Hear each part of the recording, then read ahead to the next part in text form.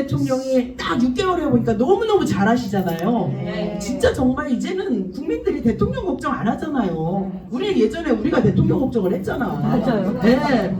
이제는 그런 걱정 안 해도 되는 시대가 된 거예요. 그런데 이재명이 왜 성공해야 되느냐? 지금 2026년도 지방선거를 이기지 않으면 대통령의 개혁적인 의제들이 저는 꺾이거나 좀 더디게 가거나 굉장히 힘들 거라는 거예요. 지금 보시면 전국의 자치단체장이 서울을 오세훈, 그리고 충남의 김태훈, 인천의 유정복, 부산의 박형준, 그리고 뭐 강원도의 김진태, 뭐 하여튼 엄청나게 많은 국민의힘 단체장들이 있잖아요. 그리고 우리가 서울시 의회에서 보듯이 의회가 국민의힘이 다수가 되면 어떻게 되는지 똑바로 목도를 했잖아요. 교육 기본 경비 2천억씩 안 줘버려요, 교육청에. 그리고 김어준의 뉴스공장 단번에 폐지시켜버리잖아요. 이런 상황들이 벌어지고 있는 상황에서 이번 지방선거를 이기지 못하면 이재명 정부가 제 역할을 하지 못한다는 거예요. 맞아요. 이재명 정부가 심장이라고 생각해요.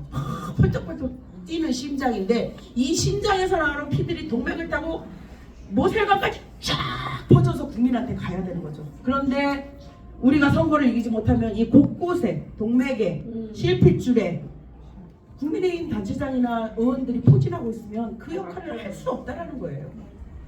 왜 이재명 정부가 성공해야 되느냐? 저는 너무도 마음 아픈 게 문재인 정부가 정권을 재창출하지 못했잖아요. 말로가 어땠어요? 저는 제 스승인 백원 의원이 감옥에 가는 거 보고 정말 어떻게 할 수가 없더라고요. 문재인 정부에서 일했던 그 수많은 장관, 차관, 비서관 이런 사람들이 다 감옥에 가버리잖아요. 그런데 우리 이재명 대통령은 당대표 시절에 거의 죽을 만큼 고난을 당한 사람이잖아요.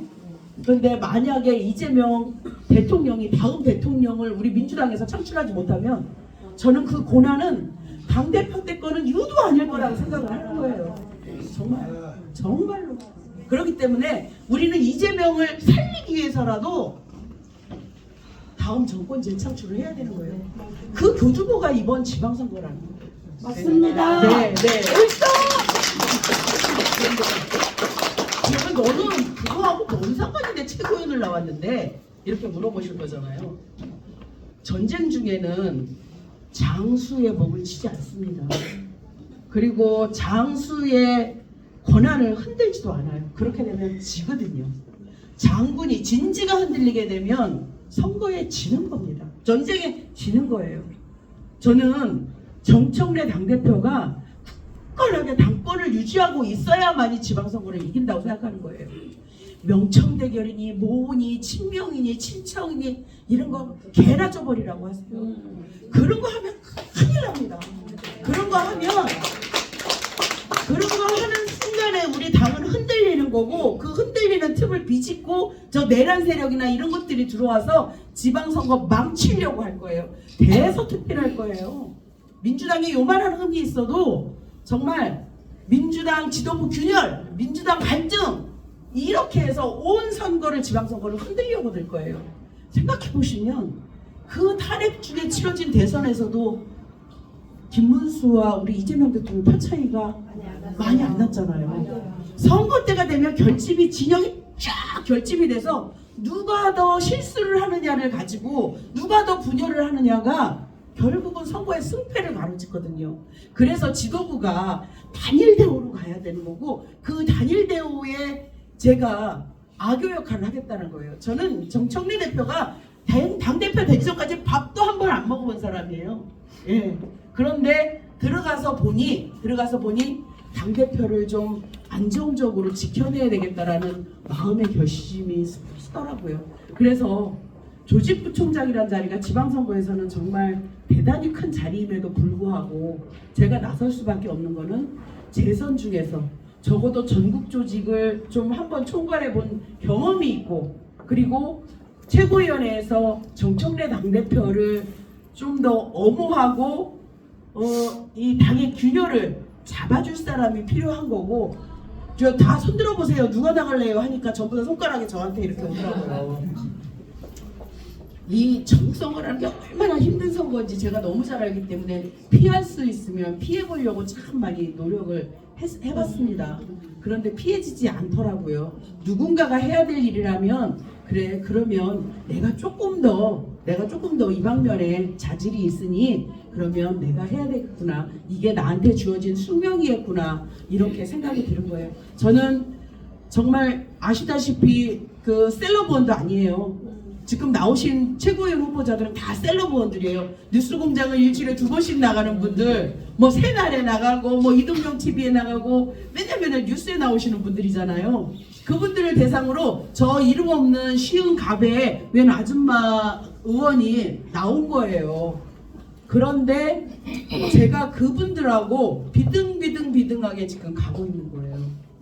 이제 누가 더 이 많은 세력들을 뭉쳐내서 투표를 할 것이냐, 이게 가장 중요한 관건이 된 거예요. 누구는 그러시더라고요. 야 문정국 너 여자니까, 아유 제가 여자긴 여자가 봅니다. 예, 너 여자니까 부전승으로 올라갈 거 아니야. 그거 없습니다. 여성이라고 부전승 올라가지 않아요. 여성이라고 가산점 있지 않아요. 왜냐면 지금 최고위원회에 이현주 여성이 있기 때문에 저는 남성들하고 진검승부를 해야 되는 거예요. 그렇기 때문에 박수를 쳐주세요.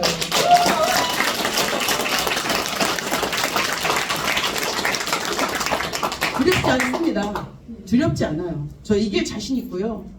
네, 저 이길 자신 있고 여기에 있는 우리 수많은 동지들이 저 당선시켰다고 이렇게 모이신 거 아닙니까? 맞습니다. 5명 후보 중에 이런 조직가 있으면 나와보라 하세요. 저한테는 여기 계신 우리 동지들이 있잖아요. 저만큼 든든한 뒷배가 있는 사람 있으면 나와보라 하세요. 네, 그렇기 때문에 저는 제 힘으로 들어갈 거고요. 여기 계신 동지들의 힘으로 들어갈 겁니다. 저 유튜브의 힘 이런 걸로 안 들어가요. 근데 여러분들의 힘으로 들어갈 겁니다. 그래서 당을 위해서 33년 동안 일해왔고 그 당에 큰 은혜를 입은 문정국이 이번 7개월 동안 지방선거를 진두지휘하면서 여러분을 지켜낼 것이고 민주당을 지켜낼 거거든요. 그리고 여러분 다 출마하실 거죠?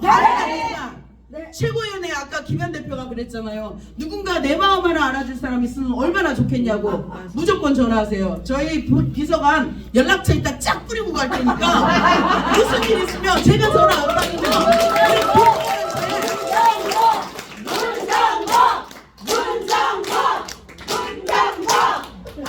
이렇게 약을 팔고 가네.